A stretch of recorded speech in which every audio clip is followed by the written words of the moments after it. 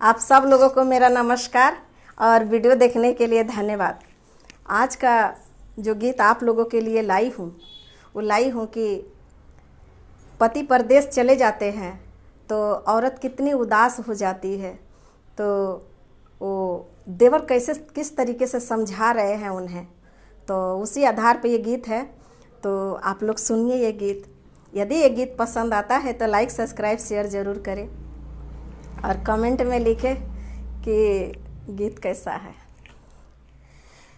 निहुरी निहुरी हामा, निहुरी निहुरी हामा, अंगना बहरला निहुरी एक हो, निहुरी एक देवर मुहावा निरेखल निहुरी एक, देवर मुहावा निरेखल निहुरी एक।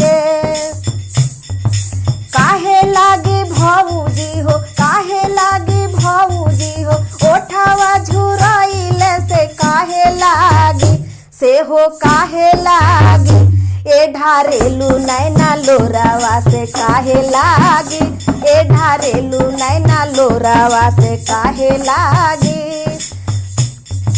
पानी लागी देवरू हो, ओठावा झुराइले से भैया लागी से हो, भैया लागी ए ढारीले नैना लोरावा से भैया लागी, ए ढारीले नैना लोरावा से भैया लागी। अब देवर क्या कह रहे हैं उन्हें सुनिए।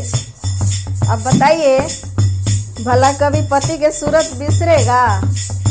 नहीं बिसरेगा ना। तो देवर कह रहे हैं, ले लाना भाऊजी हो, ले लाना भाऊजी हो, डाला भर सोनावा बिसार देहू ओ बिसार देहू, हमरा भैया के सूरतिया बिसार देहू, हमरा भैया के सूरतिया बिसार देहू। अब का कहतरी का अगिया लगैब देवर, अगिया लगैब देवर, डाल भर सोनावा से ना बिसरी से हो, ना बिसरी तोहरा भैया के सूरतिया से ना बिसरी, तोहरा भैया के सूरतिया से ना बिसरी।